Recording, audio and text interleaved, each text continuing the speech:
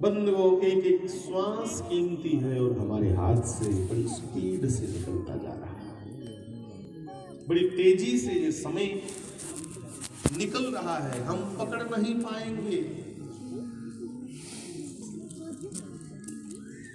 विचार कीजिए, कितना समय बीत गया।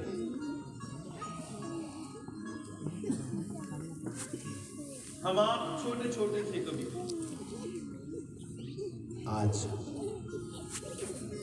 जवानों में हमारा नाम आता है, भाई फलाना जवान हो गया। देखते देखते बचपन छिन गया, नहीं पकड़ पाए।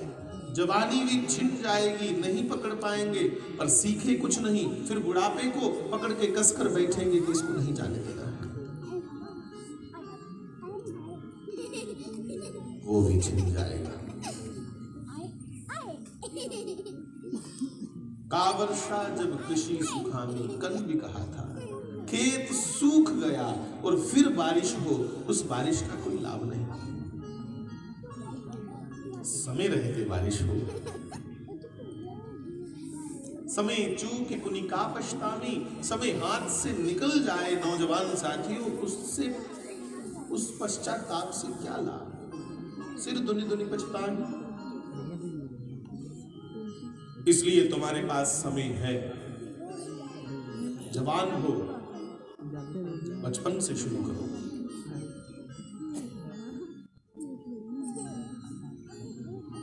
बहुत बड़ा हमें एक स्वर्णिम अवसर मिला है, जिसे गोल्डन चांस कहते हैं।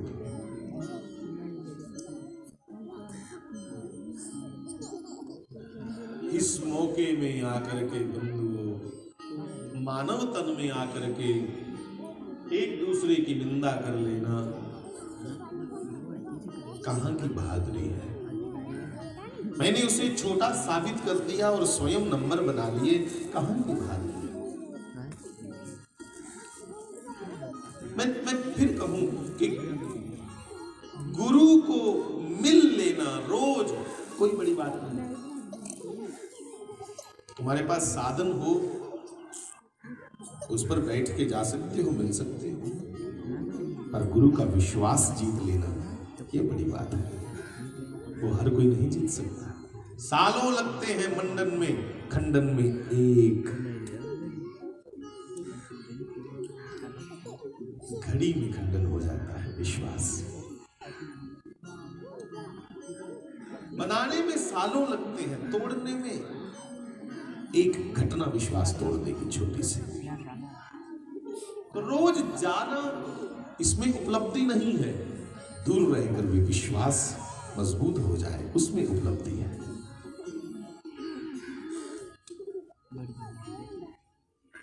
केवट कहां जाता था रोज? अयोध्या में राम के पास नहीं जाता था।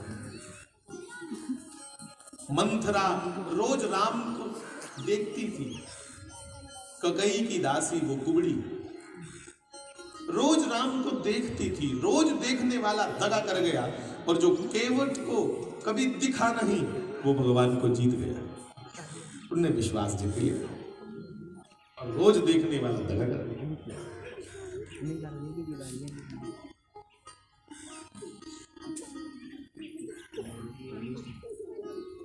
मुझे आते आते सब्जेक्ट मिल गया गाड़ी में, समय बर्बाद ना हो। कुछ सुनने की इच्छा हो तो कुछ ऐसा सुनो जिस सुनने से हमारा मन शरारती ना हो जाए, हमारा मन और मजबूत हो, गंभीर हो, अधीर हो, तटस्थ हो। कुछ देखने का मन करे तो ऐसा देखो जिससे मन में शरारत ना उपजे।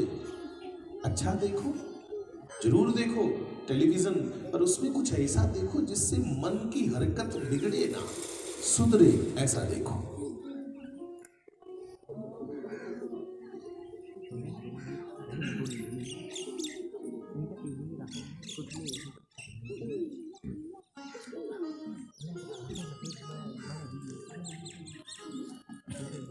मेरे नौजवान भाई बहन,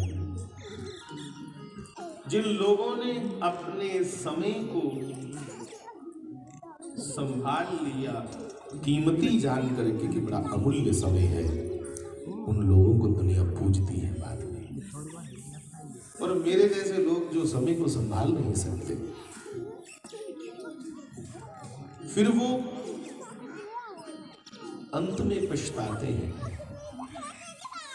इसलिए ठाकुर से यही विनती करो कि हे कृष्ण, हे मालिक, तुम्हारे श्री चरणों में हमारी प्रार्थना है कि ये जीवन कहीं व्यर्थ ना चला जाए।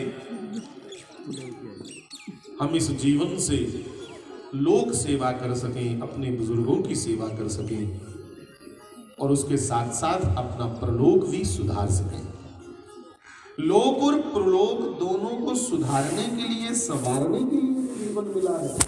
इतना समय कहाँ कि तुम फालतू की बातों को इस जीवन में करते रहो, किसी की चुगली ही करते रहो, किसी को गलत साबित करने में लगे रहो। इसलिए प्यारे नौजवान साथी, आओ उस कृष्ण को याद करके, उस परमेश्वर को याद करके जीवन जीने के कुछ जो उन्होंने सूत्र हमें दिए हैं, उन्हें हम और आप मिल करके गाएं। अपने आप को कह लें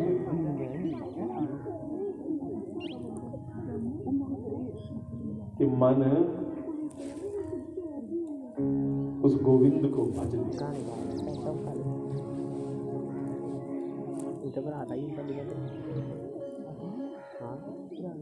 गोविंद के गुण गावो, साधु गोविंद के गुण गावो, गोविंद के गुण गावो, साधु गोविंद के गुण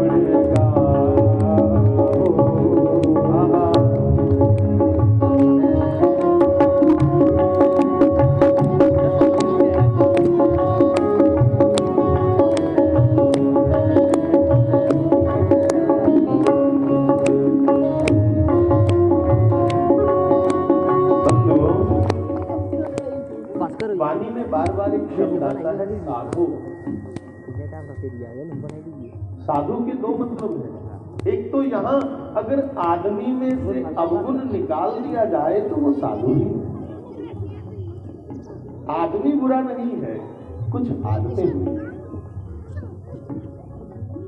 बुरी आदतों को अगर त्याग दिया जाए तो आदमी बंधन योग्य है, प्रणाम्य है। कदर करनी चाहिए मानव की। इसलिए ऐ मानव तू साध ले, किसको? राम नाम को। एक तो सब साधु है, उसमें बुरी आदत निकाल दो, और दूसरा अगर वो साध ले, साधना कर ले, किसकी? राम नाम को। गोविंद की गुण गाओ, साधु गोविंद के गुण गाओ, गोविंद के गुण गाओ, साधु गोविंद के गुण गाओ, गोविंद के गुण गाओ। एक बार आपके मुंह से सुनना चाहता हूं सब मिलके। गोविंद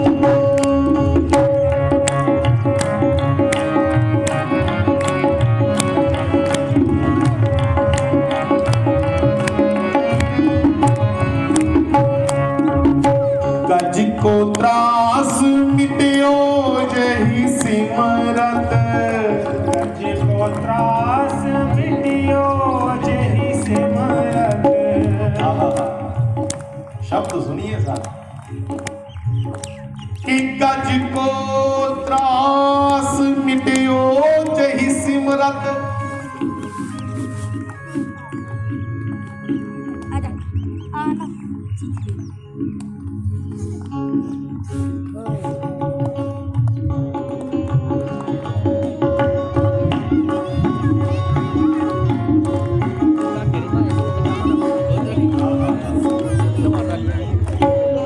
गज मैंने हाथी विदुर ने चढ़ाए किले बज्जा आया उसे वेले। विदुर ने चढ़ाए किले हाथी ने चढ़ाया फूल बज्जा आया उसे वेले। चढ़ाया फूल बज्जा आया उसे वेले। विदुर ने चढ़ाए किले उन्हों हुए दर्शन मेले। चढ़ाए किले उन्हों हुए दर्शन मेले। विदुर ने चढ़ाए किले उन्हों हुए दर्शन मेले। हाथी ने चढ़ाया फूल बच्चा आया उसे वेले। हाथी ने चढ़ाया फूल बच्चा आया उसे वेले। के साडे कोलों कुछ ना सरिया, साडे कोलों कुछ ना सरिया, ताइयों होए मजाज दसी। साडे कोलों कुछ ना सरिया ताइयों होए मजाज दसी। साडे कोलों कुछ ना सरिया ताइयों होए मजाज दसी। साडे कोलों कुछ ना सरिया ताइयों होए मजाज दसी। साडे कोलों कुछ ना सरिया ताइयों होए मजाज दसी। मतलब किसी भजनीक ने लिखा है कि भगवान विदुर ने केले खिलाए और उसको दर्शन मेले हो गए। हाथी ने तुझे फूल चढ़ाया। गजेंद्र मोक्ष की कथा आती है, एक हाथी अपनी हथनियों के साथ अपने बच्चों के साथ जल विहार करने के लिए गया, जल क्रीड़ा करने के लिए गया। तालाब में स्नान कर रहा था।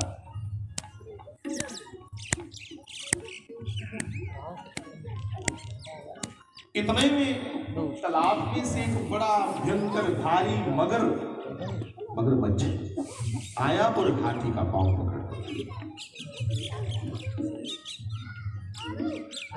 हाथी पिछले जन्म में गंधर्व था, इसलिए भगवान का कुछ नाम उसको स्मरण था, याद था। हाथी मदमस्त था, उसके मन में था कि मैं बड़ा बलवान हूं, इस मगर को खींच कर बाहर ले जाऊंगा। पर मगरमच्छ भी पिछले जन्म का बड़ा बली था, बहुत ताकतवर था, इसलिए आज के जन्म में भी वो ताकतवर था। उसने इतनी कस करके पकड़ा कि हाथी ने जोर लगा लिया। हथनियों ने उसकी सूंड में सूंड डालकर खींचने का प्रयत्न किया पर नहीं बचा पाए। अंत तो गत्वा हाथी को लगा कि अब मौत ही सामने है, तो फिर मरते मरते नारायण का स्मरण कर ले। नारायण को याद करते हुए उसने उस तालाब में से, उस जल राशि में से एक कमल का पुष्प अपनी सूंड से तोड़ करके कहा कि हे नारायण, मुझे नहीं मालूम तुम कहाँ रहते हो, पर मरते मरते मेरा ये फूल स्वीकार करो, तेरा नाम ले लूं। तब किसी भजनीक ने लिख दिया, हाथी ने चढ़ाया फूले बच्चा आया उसे वेले। चढ़ाया फूल बच्चा आया उसे वेले। हाथी ने चढ़ाया फूल बच्चा आया उसे वेले। हाथी ने चढ़ाया फूल बच्चा आया उसे वेले। विदुर ने चढ़ाए केले उन्हों होए दर्शन मेले। विदुर ने चढ़ाए केले उन्हों होए दर्शन मेले। हाथी ने जैसे ही वो कमल का पुष्प रोते हुए भगवान को समर्पित किया, तो फिर क्या होना था कि तेरी आंख दे सिपदा एक मोती, आंख का आकार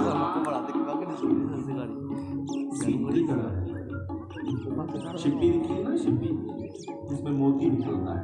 छोड़ो मोती वाली छिप्पी छोड़ो, वो नहीं देखी होगी, पर वो तो देखी होगी छिप्पी जो देखने आ सकते दादा आरना क्रेडी क्रेडी ये देखो मलाई करते रहे। नवे बच्चों को नहीं दिख रही मध्य पुराने इतिहास में नहीं। हाँ, अभी तो बहुत ज्यादा पुराने नहीं है। तो देखी है ना बच्चों, छिप्पी पानी में से निकलती है, उसमें हड्डियां होता है, उसका आधा भाग माताएं घर पे रख लेती हैं मलाई मलुई को उतारने के लिए। मलाई क्रीड नहीं वास्ते फिर आखिरी किन्ने बड़ी परेड खाती थी ताने तो याद देखा के थोड़ी बैठी है ऐसा कहते हैं बॉलीवुड में परेड जैसे भी खाती थी पर बरखा नहीं बचा कर लिया परमात्मा। तो बंधुओं, आंख की शक्ल सीप की तरह है।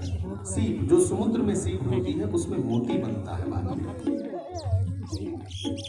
तो शायर कहता है तेरी आंख में जो सीप है अखा च सीप के है अथरू अथरू मोती अंगर देखा लगता है। भगवान की मोती नहीं चढ़ाने ओदे कन्ने नहीं खुश हुंदा उसी दिला दा भाव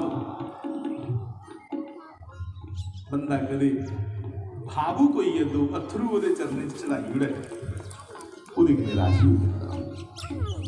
तो क्या लिखा कि तेरी अख दे सिपदा एक मोती जे हरी चरना विच डुल जावे तां फिर उस दी दया दा कुल सागर तेरे एक कतरे नाल तुल जावे।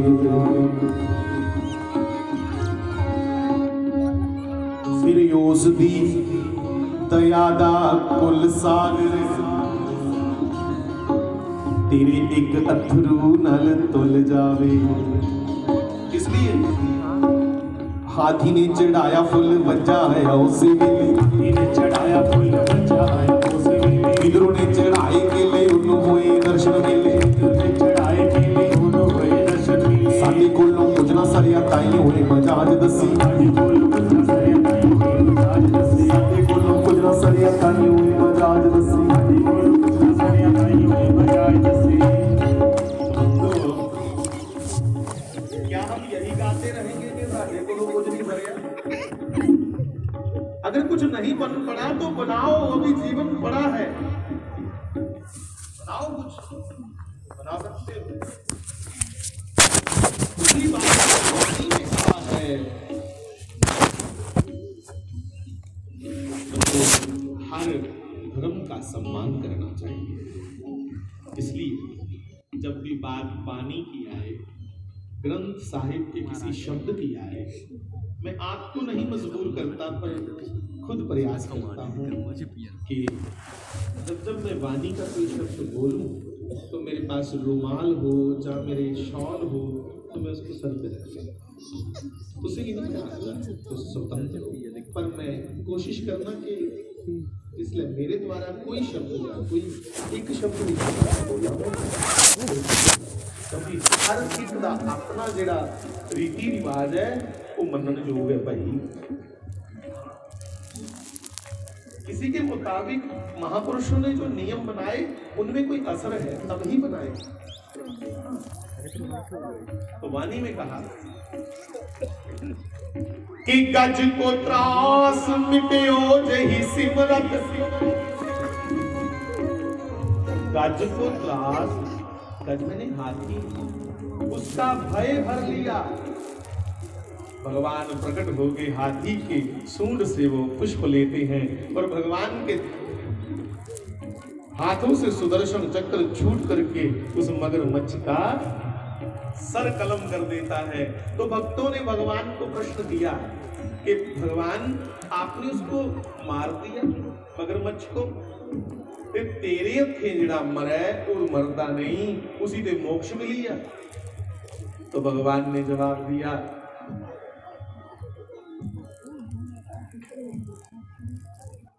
कि मुझे कोई माने तो हो सकता है कि मैं मोक्ष थोड़ी देर बाद करूं, पर मेरे भक्तों के जो चरण पकड़े उसका मोक्ष मैं पहले करता हूं। मगरमच्छ ने मेरे भक्त का चरण पकड़ा इसलिए उसका मोक्ष पहले किया, इसको मैं बाद में मिलूंगा। तेरे सेवक को डर ना ही जम नहीं आवे नेड़े,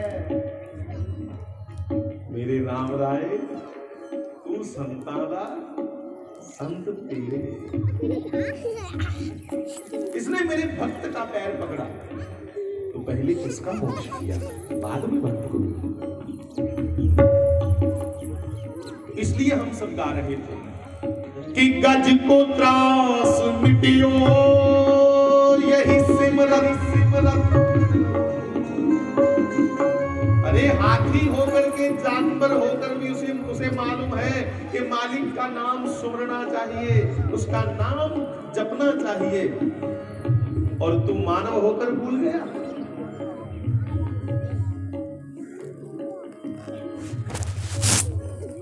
गज को त्रास मिटियो यही सिमरत, तू काहे बिसरायो। तुमने क्यों भुला दिया उसका नाम? तू भी उसको याद कर। किसको? गोविंद के गुण गाओ, गोविंद के गुण गाओ, साधु गोविंद के गुण गाओ, गोविंद के गुण गाओ, गाइयो गोविंद के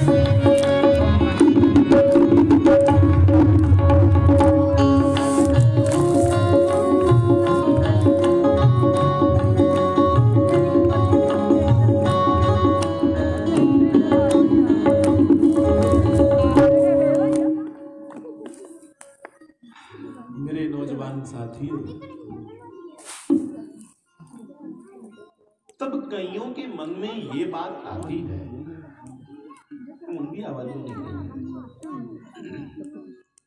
कि कीने मर्दे मौके के फिर ना लेता जा ऐसे के पूरी उम्र रोला पाते रोना राम राम राम राम राम राम राम। अगर मरते समय नाम जपने का इतना लाभ है कि भगवान प्रकट होकर के बचा लेते हैं, अपने अपने पार्षदों को, अपने खासम खास आदमियों को भेजकर भगवान बचा लेते हैं, तो मरते समय नाम जपेंगे। और बहुत से नौजवान आजकल कहते भी हैं कि साड़ी कोई उम्र है राम राम आखिर। अरे भैया कौन सी उम्र होती है राम राम कहने की, जरा हमें भी बता दो।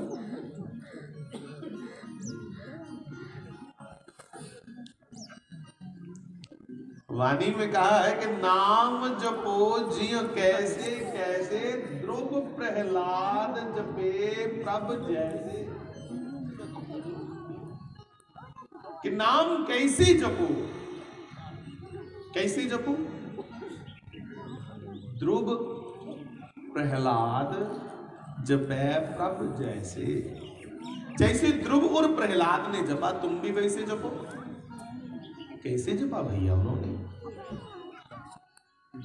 मेरे नौजवान भाई बहन, ध्रुव और प्रहलाद ने बचपन से नाम जपा, बचपन से। और अंत समय तुम तब ही नाम जप पाओगे, अंत समय तब ही भगवान का नाम मुख से निकलेगा जब बचपन का अभ्यास होगा। नहीं तो मर्दे मौके राम निकले।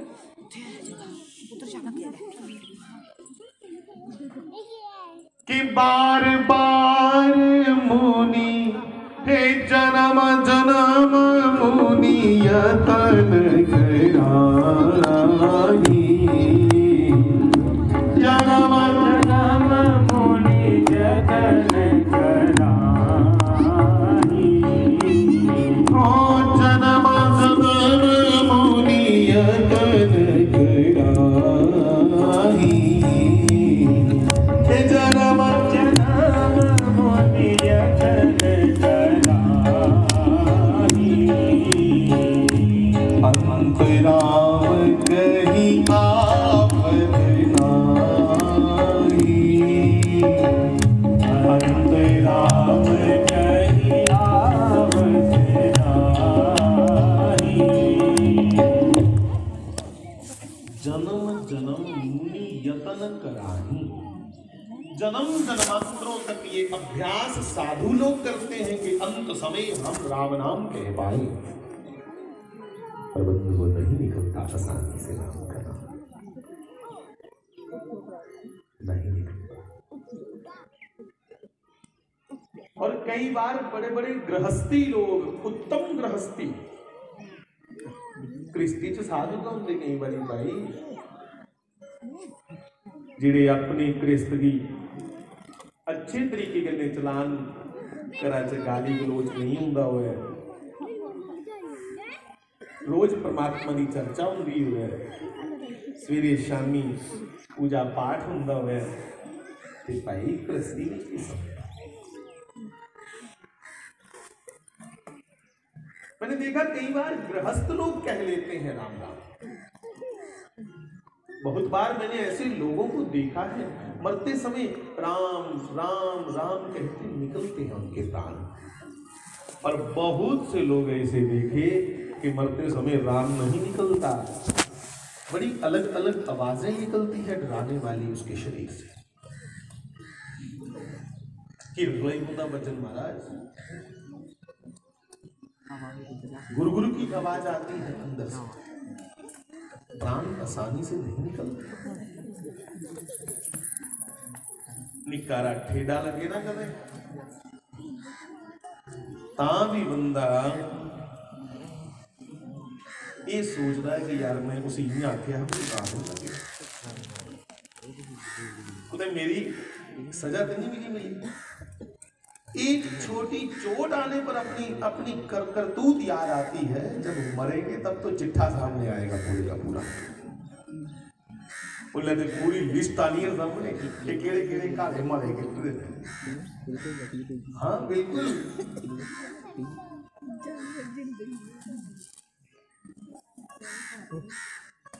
तो बंधु जब करतूतों का पूरा चिट्ठा सामने आएगा तब कहां राम नाम याद आएगा, तब तो ये याद आएगा कि मुझे बहुत मार पड़ेगी आगे जमों से, जम ताड़ना होगी,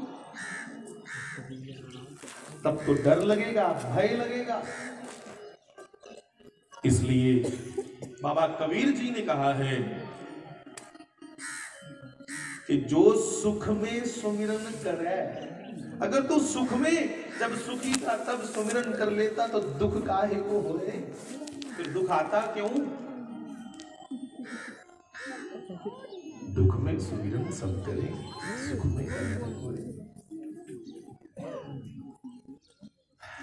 किसी महापुरुष ने कहा है बंधु, मुझे याद आ गया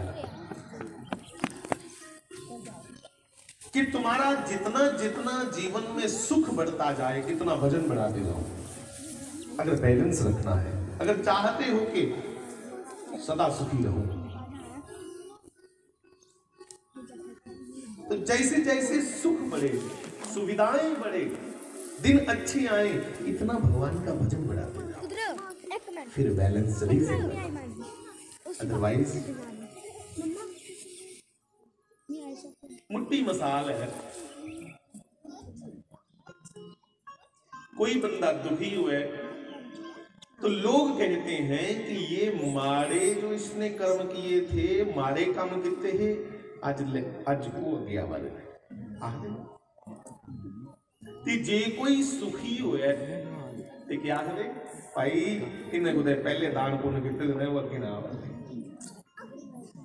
मतलब सुख भोगने से हमारे अच्छे कर्म कटते हैं, खर्च होते हैं, और दुख भोगने से हमारे बुरे कर्म खर्च होते हैं। तो तुम सुखी हो गए और चाहते हो कि सुख लंबे समय तक बना रहे, तो फिर अच्छे कर्म साथ करते जाओ ना। जहां बैंक का कढ़ाई ये खंदे जाना तो नवा जमा ही निकलना, आपने खाली हुई खाता। ये तो पूरा बैंकिंग सिस्टम है यहाँ पे, एकदम बैंकिंग। तो किसी संत ने एक बार कहा था, हम सब सत्संग सुन रहे थे उनका, उन्होंने कहा कि बेटा जैसे जैसे तुम्हारे अच्छे दिन आते जाए, जैसे जैसे सुख बढ़ता जाए, वैसे वैसे भजन बढ़ाते जाओ परमात्मा का, इन्ना भजन बढ़ाते जाओ हाँ इतना भजन बढ़ाओ, तब बैलेंस बना रहेगा। और योग क्या है? योग बैलेंस का ही नाम है। योग मीन कम खाना नहीं, ज्यादा खाना नहीं, अकेले रहना नहीं, बहुत बहुत भीड़ बब्बड़ में रहना नहीं। आपका जीवन संतुलित हो, बैलेंस्ड हो, वही योग है। हमें बिल्कुल जीवन का बैलेंस बना के रखना है। मन से मन को मेलिए, दो मन कबू न हो।